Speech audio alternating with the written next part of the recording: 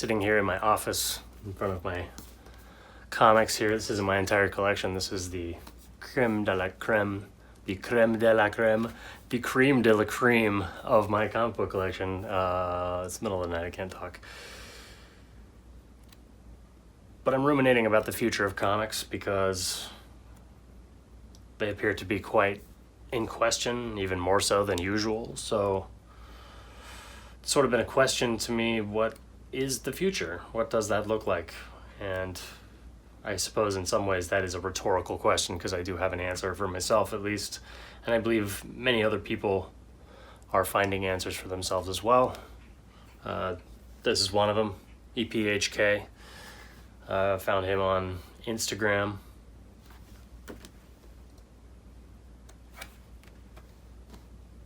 Super talented, cutesy chicks, giants in cities, you know.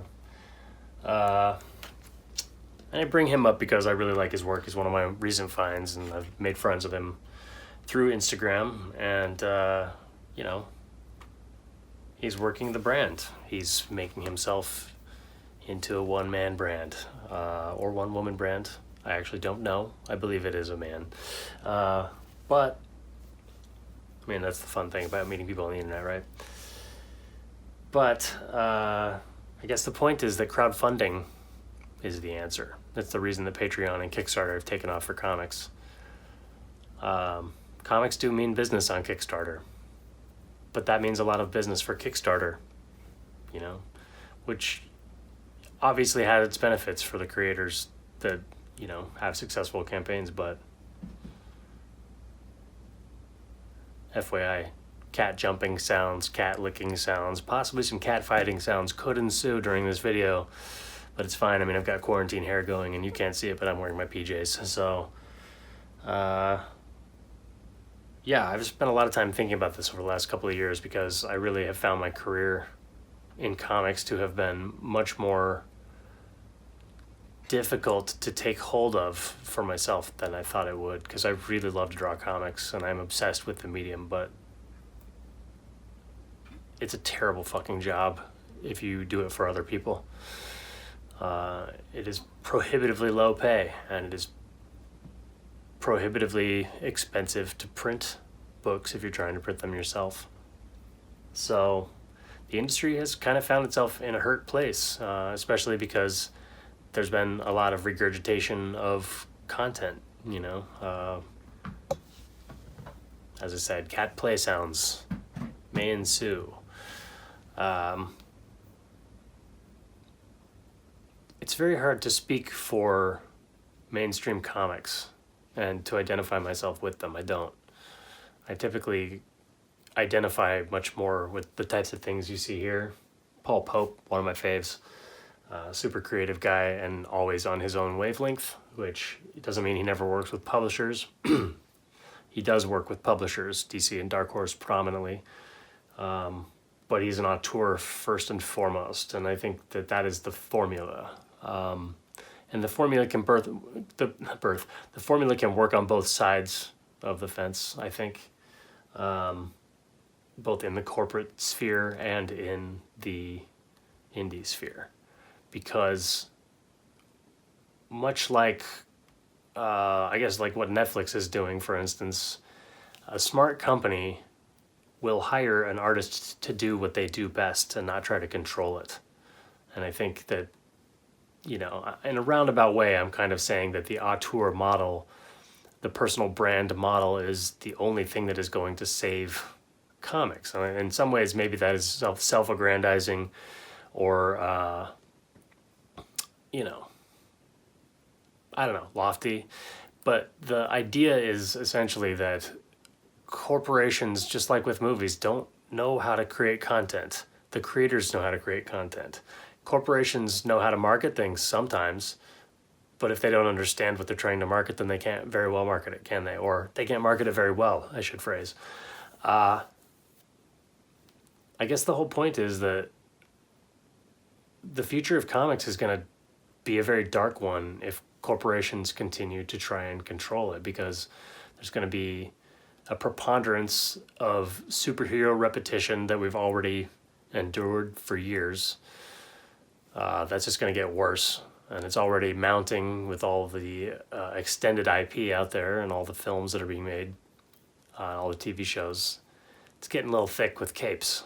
And I think that doesn't really help bring in readership. And there's a lot of numbers to support that there's almost never been, a mass wave of new readership from the films that are being made right now. And the only time I think that I've heard of big sales coming to a comic from a film property is some of the indie stuff that's done really well, like A History of Violence and Scott Pilgrim. Those sales have skyrocketed. Watchmen sales have always been consistent. You know what I mean? So it's sort of a question of what is it that we're trying to accomplish? Are we trying to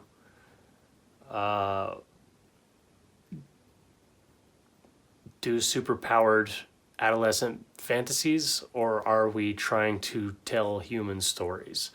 And are we trying to constantly put the money and the control into the hands of a few major companies? Or are we trying to democratize? Because we do in America live supposedly in a democracy, and that democracy is often hamstrung by monopoly. And that's kind of the problem here, is that essentially there's still two big comic book companies who have most of the control over the visibility of comics in general. You have another one creeping in, Image Comics, with things like The Walking Dead, which has done quite well, and that has resulted in new readership as well, which is another indie comic. So, case in point. But I guess the idea is, what the hell are we going to do? Are we going to allow this to keep going this way, or are we going to kind of take our rightful place and run this as a community? Because there is a very strong community in comics, and a lot of people in the community are hurting.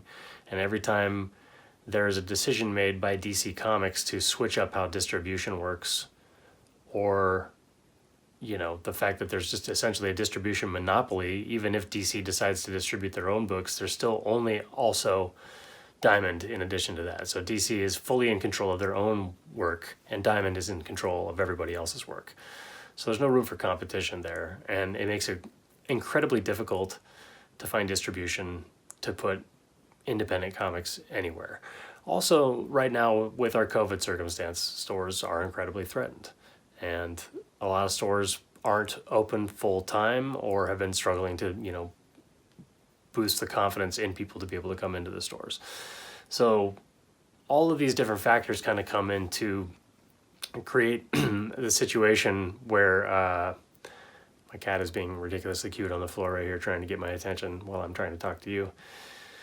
The situation that's been created is one where we're all really struggling to find eyes to get on our work. And I think that when only mainstream comics really find their way to the readers who really want to read good and new comics, what function does it serve to lock us out?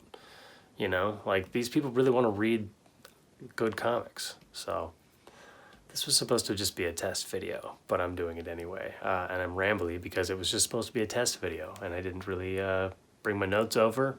Or actually, I didn't even really make any notes. I've got a handful of notes over there that sort of pertain peripherally to this. Anyhow, stop judging me.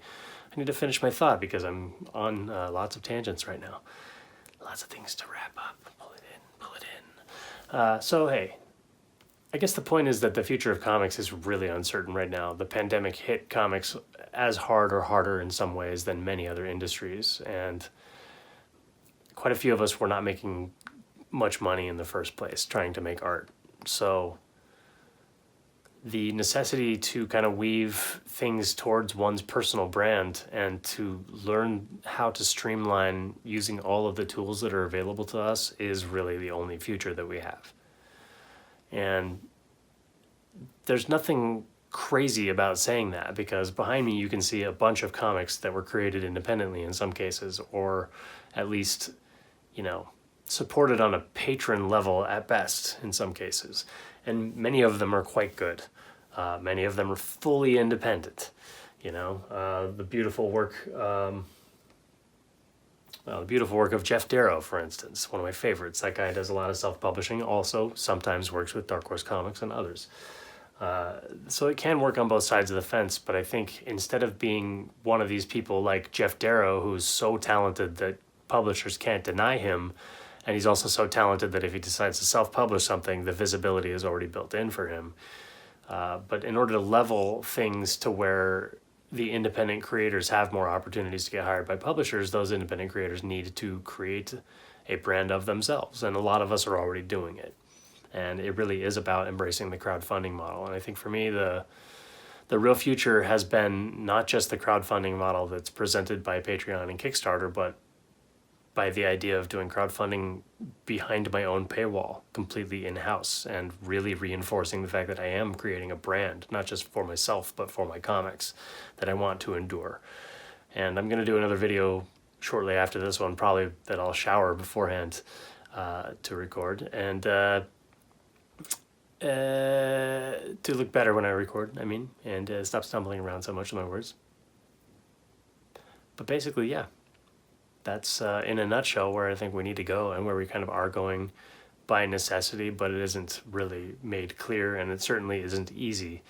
And a lot of research and study needs to be done, in order to streamline what is a very inefficient process if you're not careful. Because diving into social media as marketing or as a platform aside from your brand to boost your brand is a mire in and of itself, and building a website of your own is a rabbit hole that many people can go down for years, and not a lot of money can come out of that if you're not careful. So it really is about making a lot of good decisions and building a structure into your work routine in a way that doesn't inhibit your creativity, but actually kind of allows you to embrace it. And branding is sort of similar too. Like, you don't want to inhibit whatever it is that you like to draw or create, write, whatever it is that you make in comics, however you make them.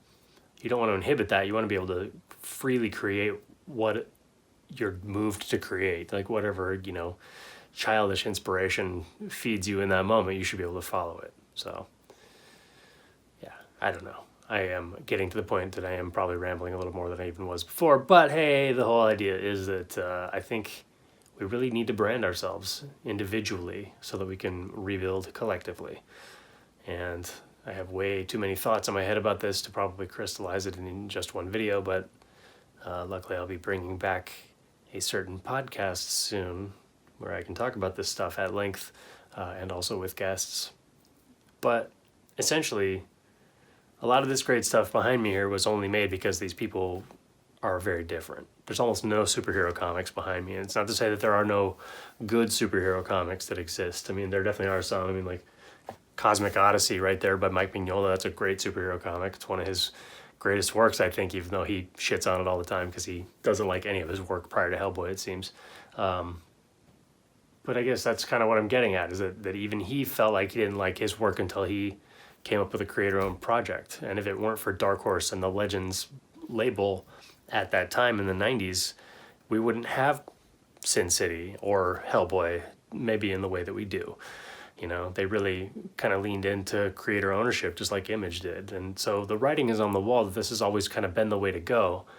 And I think that the resources are now there to do it without even Image Comics. And I love you, Image, you've done a lot of things for our industry, and I don't think that there's anybody who would shit on you as a company. I know a lot of people who work for you, and I've never heard a bad thing.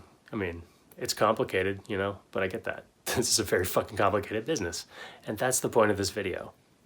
So if you're a comic book reader, what this means for you is that the variety of things that you can read just continues to increase, and you're probably already finding things that have no label on them because they've only been made by the creator via Kickstarter or however they managed to produce that. So it really gives you the opportunity as a reader to take part in the creation process as well, because they don't really need your readership for Spider-Man. They really need your readership for some random fucking post-apocalyptic indie comic out there,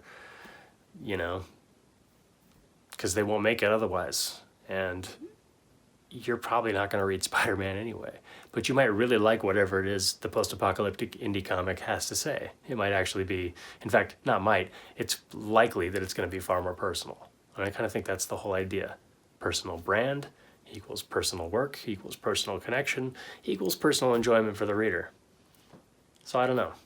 This has been a totally improvised video from Kraig Rasmussen and monkeygong.com. I'm signing off, but I'll be back with another video soon that will be a follow-up to this one. And it'll be a lot more polished than this one because, like I said, improv.